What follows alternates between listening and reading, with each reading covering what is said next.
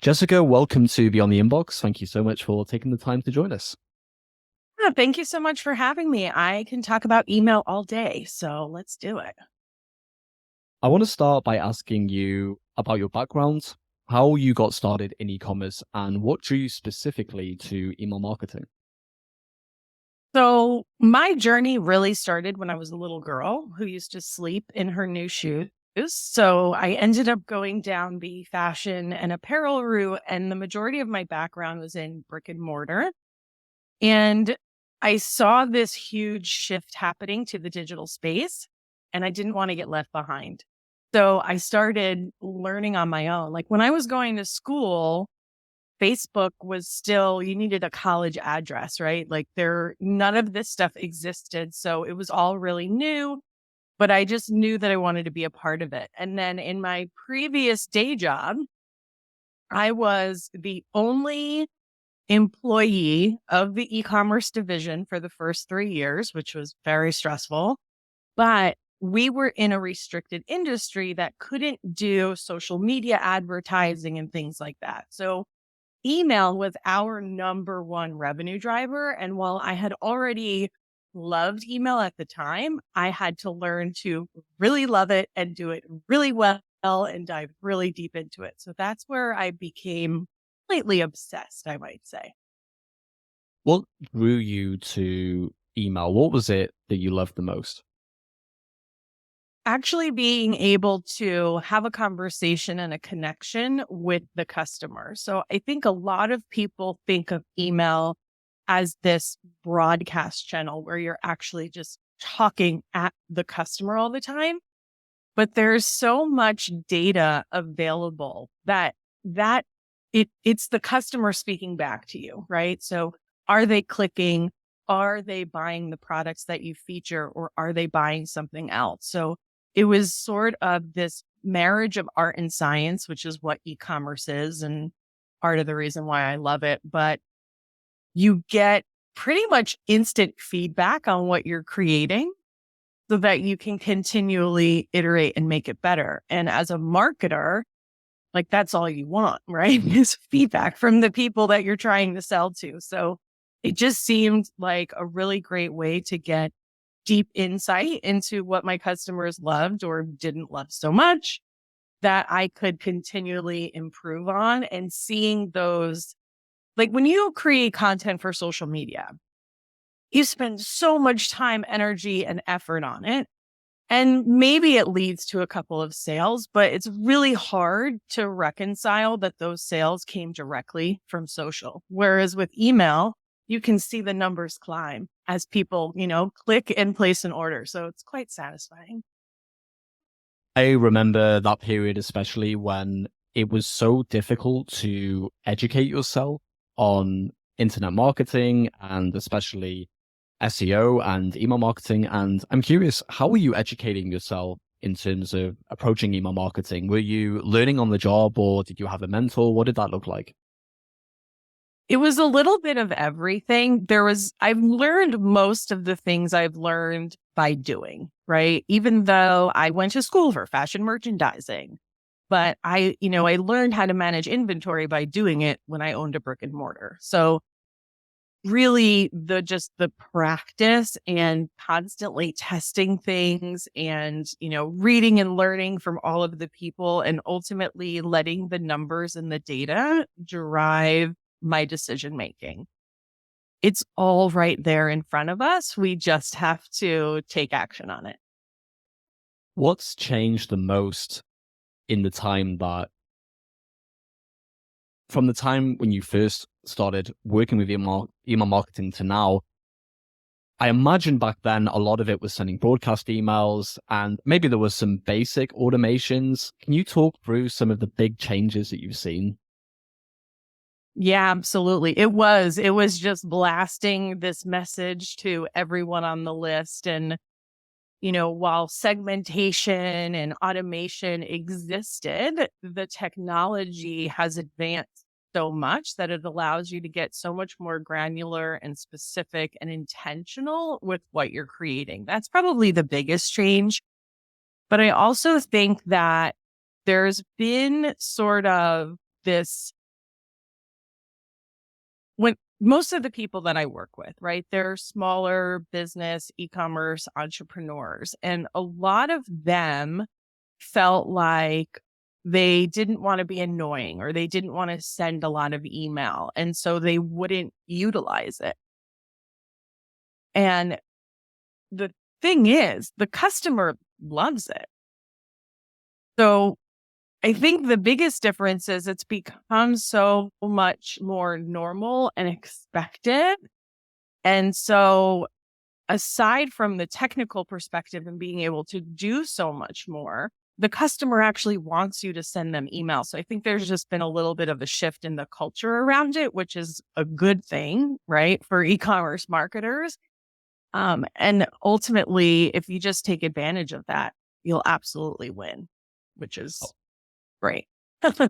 I want to circle back to this, but I want to ask you more about how you started e-commerce badassery. What was the tipping point that led you to starting that company? Yeah. So I this is not the first time I've owned my own business, and I was working for someone else, and I knew that I wanted my own business. I just didn't know what it was going to be, and I assumed it would be a product-based business because that's just what I've always done. But instead, it was having conversations with e-commerce entrepreneurs who kind of knew that they needed to do email, but didn't really know how or how to approach it, or they felt like they weren't doing it well. And I just really started talking to them about, strategy and things that they could be doing. And they started reaching out to me. So initially, it was the market coming to me and being like, hey, can you help me with email marketing? And I thought, sure, okay. And I just kind of started doing it on the side. And what was so cool, and this still happens to this day with my customers and my students and stuff, is they start sending email and they see revenue get generated and they're like, oh, wow, look, I sent an email and I made money. Like I got sales. That was cool. And I hate to admit this, but it was actually my husband's idea for me to create a business out of it. So I was talking to him about one of my clients that I was working with, and I was setting up all of her automations. And mind you, I was doing this nights and weekends after my very taxing full-time job. And he asked me, he said, are you like tired? Are you getting burnt out? And I was like, no, actually, I'm energized when I work on the client project. He's like, so are you going to create a business? And I thought, I guess I could do that. So really, I started it by accident, but it's been the most fun that I've had ever. And to be able to kind of open up the possibilities for these e-commerce entrepreneurs and help them grow their business, best job ever. When you mentioned some of these clients and how they were surprised when they emailed their list and they made money, were these small companies or were these companies much larger than you would expect to say something like that? Yeah. It's a range. When I first started, because I really only did one-on-one work, so it wasn't inexpensive, right? They were already in that multi six-figure early, right, space. And it was amazing to me that they didn't know. You see, we all take our own knowledge for granted. I just assumed everyone knew how important email was and how powerful it was and how much revenue it could generate. But then I quickly figured out that that was not the case, which is fine because it's basically why I have a business. But to see that they could, this business they already had that they thought maybe had plateaued or they were going to have to go get new customers in order to grow, when they figured out they could just send a couple of emails and send some automations, of course, and actually make money while you sleep, which is everyone's dream, right? And the way that their like eyes lit up, it was so cool. But it was surprising that even these larger companies, there's still an opportunity to optimize what you're doing and make more money. It's so surprising to hear. And sometimes I speak to e-commerce founders and they say things like, well, we have these automations, but I don't know if people want to hear about these. And my reply is always, we need to keep talking about these automations because a lot of founders know that they need to have them, but they overcomplicate them and they put them off and they end up don't making them. And it is a surprising takeaway to hear from a lot of e-commerce founders saying something like that. Yeah. When it's someone who's newer in business, that makes more sense to me. They're just learning. And the majority of the people that I work with, they created a product to solve a problem that they had, or because they're really passionate about something, but they're not retail and product people. So I get it. It's really cool that some of these companies have, made it to those early multi 6 figure levels without really taking advantage of email. Like, you did an amazing job. You have awesome product fit, right? People want what you sell. So then when you just add that little extra touch, it makes such a huge difference. And when you're talking about retention, which is really what email does, that revenue is so much more profitable, which it makes such a huge impact on the business. So it's really exciting to be able to just be a tiny little part of that. When clients come to you, what are some common mistakes you see small e-commerce businesses make, and how can they be avoided? The biggest mistake is just not sending enough email. People always ask me, how can I make more revenue from my email? And I say, well, how often do you email? Well, once a month or once every other week. And I'm like, well, you need to send more emails. That's really the first thing. But aside from that, while automation specifically is set it and forget it, that's what makes it so great. It's only set it and forget it ish. So a lot of times we set up these automations, 6 months, 8 months, 9 months, a year, 2 years goes by, and they never get touched. But there's so much data there available to us that we can then go in and tweak them and adjust things and test things to help them perform even better.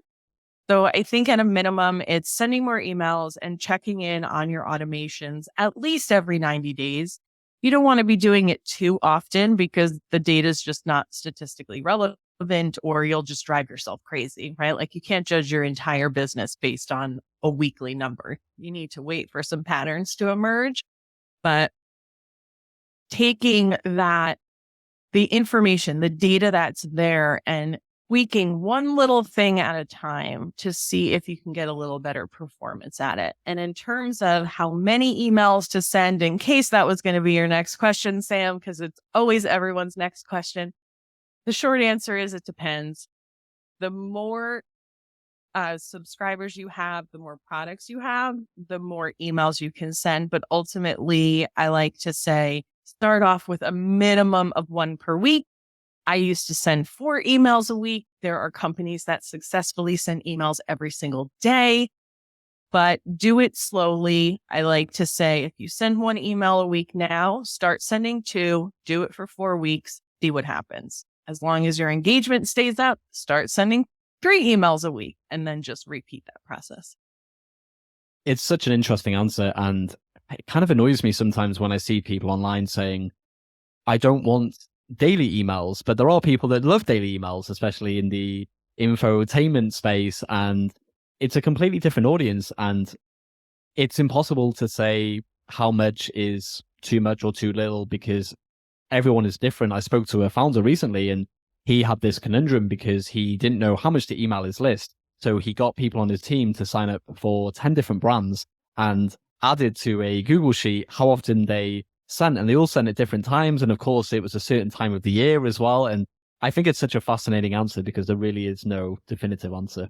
Yeah, I find that in e-commerce in general, there are no definitive answers. And I find myself always saying, well, it depends. It depends. It depends. And that's why it really just comes down to testing. But here's the good news. You're going to get instant feedback and data about everything that you do. So you're going to know if your customers love it or don't.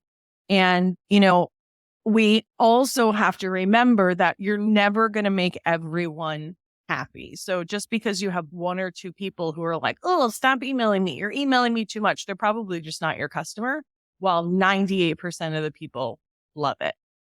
So don't get too hung up or those one or two negative Nancy's that are never happy about anything. I think an interesting part of emailing as well is actually having a process in place for creating content and having a calendar. And I'm wondering, is that something that you help your clients with? Do a lot of e-commerce brands need to be better at planning ahead, keeping upcoming holidays in mind? I'm talking specifically more about campaigns now. Is that something a lot of e-commerce brands could be better at, do you think? 100%. And I think the root cause of it, well, there's really two. One of it is just planning, right? None of us are really great at planning our own businesses. I spend so much time planning the marketing in my previous day job, and I can talk to a client and kind of plan their marketing in a matter of minutes, but I can't plan the marketing for my own business. We're all just too close, but we're also overthinking it a lot. Especially when it comes to the content creation piece, because the number one thing people say to me is, I don't know what to say. Mostly it's because we're overthinking it, but two, it's because we are not comfortable repeating the same things over and over again, which is like marketing 101. If you think about all the messaging that's coming to your customer on a daily basis through social and email and SMS now and all of these things, they are only hearing a small percentage of what it is that you are saying. So when you're sitting down to create your content calendar, you think you have to come up with something new every time. And that's not at all the case. So I do have a little process that I like to follow called the STAR method, because I I always forget what that thing is called, where each letter stands for a word. Is it an acronym? Maybe it is an acronym. I always get it confused. And it always happens when I'm like recording a podcast and trying to tell someone about it. But I like to plan minimum 30 days at a time. If I can do 90 days, even better. But I really do just start with all of the important dates. What are the holidays that are coming up? What are the things happening inside the business? Do I have a product launch? Is there a promotion? Is there a new campaign happening? And laying all of that out.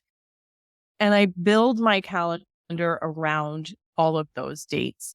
And what's really interesting is when you do this as the first step and you think about, okay, if I have a sale, I'm probably going to send a minimum of 3 emails about it, right? You're going to launch it, you're going to remind people, and then you're going to give them that last chance. When you start laying all that out, your calendar is going to be full. You're probably already going to have 2 to 3 emails. And then you fill in those holes with some value added lifestyle content where you can tell stories about your experience with your product or your customer stories and those kinds of things.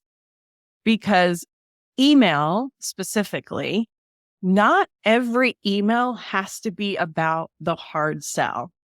It's not always, hey, buy my product. It will happen. And some of the highest revenue generating emails I have sent have not pitched products in them at all. Maybe it's a blog post, it's something educational that I know that my customer cares about. So I think if you just remove the mindset of, oh, I have to sell in every email, I have to come up with something new all the time, and you just remember that it's a human on the other side, and it's just someone who needs help solving a problem or needs a little bit more joy in their life or whatever the outcome of your product is, it becomes so much easier to create content for your email. I've noticed lately a lot of the founders that I've been speaking to, they sort of shift in their business when they decided to be more of a face of the brand, often reluctantly. And I completely agree. It's so common now, or not so much common, but interesting to see a lot of brands having a face. And for anyone listening to this, especially someone that might be on a small team, how can they manage putting all this together? And what would you say about having a face for the brand? How can smaller businesses go about doing that? Yeah, that is such a great way to grow your business quickly. I always tell people put as much of yourself into the business as you're comfortable with, and then do it a little bit more. As a small business, you are your superpower. You are the thing that sets you apart from everyone. And I've just seen it over and over and over again when there's some sort of face or personality attached to the brand, the customer can connect with quickly. So I think one, it starts with just making a commitment to do it and getting over all of your own preconceived notions and hesitations and fear. And I get it. When I started this business, I didn't want to be the face of it, but I'm a service provider and an educator. Like I had no choice. And it's really hard in the beginning, but eventually it gets easier and it just becomes second nature. So you just really have to push through that mud in the beginning and then it becomes easier. But I think the easiest way to do it is to start telling stories and injecting the reason why you started your business into your content. So I'll give you an example. A client of mine, and it's so funny because in the last 3 weeks, she has messaged me 2 or 3 times to say, I sent an email and I sold 6 candles. I'm like, I know. That's why I keep telling you to send email. So she started a candle business at the height of the pandemic. She is a cancer survivor. And the story of why she started it was because of how candles made her feel, right? It's all about that emotion and creating that environment at home, and they're all non-toxic and all this other stuff. So she was struggling with how to come up with content. So I gave her this framework of story, lesson, offer, because each of her candles has a name. So it's rest or calm, something like that, right? And it goes with the scent.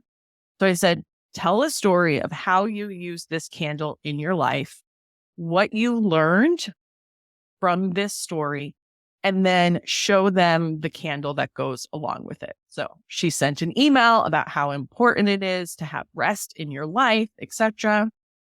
She sent that email. Someone bought 6 of the rest candles, and then they bought a whole bunch of other stuff too. So, and it wasn't even about showing her face at all, right? It was just being human and connecting with the customer where the person on the other end can say, oh, wow, I really needed to hear that today. And even if it's just one person, doesn't have to be everyone. You're not going to connect with everyone all the time. So don't try. Just reach that one person. And that can be so impactful and you get the revenue, but that's just a byproduct of the connection. And now they're going to want to keep hearing those stories. So if you are, coming to grips with the fact that you have to inject yourself in your business, that's probably the easiest way to do it is to just tell your own stories. People love a good story. I love that. And I have so many follow-up questions, but I want to shift gears a little bit because I know time is of the essence here. We've talked a lot about email and automations, and we love on-site marketing here at Drip as well. So I want to ask you a little bit about list building. What's working today in e-commerce? I know you're a fan of quizzes. I am too. Where can Hmm. people get started with not only growing their email list, but accelerating what they're already doing? Yeah. So there's 2 ways I love to grow an email list. And the reason why I love these is because it actually grows your list with people who want what you sell. So, a lot of people will kind of default to a social media giveaway or something like that for list growth, which is fine and it works, but you get a lot of people who are just there for free stuff. So if you are going to do that, make sure you clean your list regularly because a lot of them are not going to ever engage with you. But quizzes and product launches are my favorite. With the quiz, how you set this up is going to depend a little bit on what you sell. So I've worked with a skincare client and the whole point there is to create a, 6-step skincare regimen based on their concerns and skin type and all of that. but I have a student who sells zero waste sustainable cleaning product. And her quiz is, it's more like a personality BuzzFeed type quiz of, what kind of eco warrior are you? And that's been performing really, really well for her. So you have to kind of think about how it's going to serve the person that you are ultimately selling to. But once you have that set up and figured out, one, it's just fun. People just love to take quizzes because, we're all bored and looking for a way to kind of distract ourselves from the daily grind. But it is also great for lead gen ads, which if you haven't done paid advertising in your e-commerce business, sometimes it can be really expensive to do conversion ads. So sending them to the quiz is a really great Mhm. way to build your email list and kind of accelerate that speed. The other thing is product launches. So I think a lot of times we release products and we just think people are just going to come and buy them. But that's not usually how it works, right? We need to create excitement. And I love to create an event around the product launch where you are telling people, hey, if you get on my list now, you'll get early access 24 hours before everyone else. Maybe you have limited quantity. Maybe they're getting a discount that no one else is getting. You need to give them a reason to sign up. But these are people who are already qualified to want what it is that you sell. So those are my two favorite ways. And ultimately, all the different ways you grow your list, the number one thing is you have to talk about it all of the time. And we can't just passively put it in our link in bio on Instagram because people are not going to take action. We need to be talking about it all the time and we need to tell them what to do. And that's just good practice in any marketing. But I am consistently reminded of this. So, like for instance, I have a membership program for e-commerce business owners. Every time I talk about it, somebody joins. If I don't talk about it, people don't join because they don't know that it's there. And it really is truly that simple sometimes. I want to go back to the quizzes because I've seen so many interesting ways e-commerce businesses are using quizzes. Sometimes the standard page setup, other times through pop-ups. What are you seeing working best right now when it comes to segmenting? Is it better to segment new visitors or new subscribers rather on site, or is it better to segment maybe through a welcome series? What do you think is working well right now? I think it completely depends on the business and how segmented your customers are. So let's go back to the two examples I gave, right? The skincare, there's going to be a lot of different segments there because there are so many different skin types and concerns. And, there's some people who love a 12-step regimen. There are other people who can only stand to use 3 products because they want to be done in 5 minutes. So you have a lot of different customer avatars there. And I would definitely see more segmentation happening based on the results of those quizzes. On the other hand, with the zero waste and the eco warrior stuff, they're all those customers are the same, right? They're all going to buy the same products. For them, it's really about where they are in their journey as an eco warrior. So you may have some people who are earlier and still learning. And so you're going to want to give them a little bit more education. Whereas you have this other group who is like, they've been doing this for years and they're just show me the products and I want to know that it works. So I think it's going to depend a little bit. One thing I will say about segmentation is we can over segment too. So just because you have all of this data doesn't mean that you want to be segmenting your customers to the point where you have like 3 people in your segment, because that's not going to be impactful either. So while I love segmentation, there is kind of that caveat to like not go too segmenty. Otherwise, you're going to miss out on opportunity to sell. Well, I've learned so much from this conversation. Jessica, where can our listeners go to learn more about your company, E-commerce Badassery? Yep. So I am e-commerce badassery in all of the places. That is my website, Instagram, podcast, all of the things. Perfect. Well, we'll put the link in the show notes. And Jessica, I want to thank you again for taking the time to join us, and all the best of luck in the future with e-commerce badassery. Thank you so much. Thank you for having me.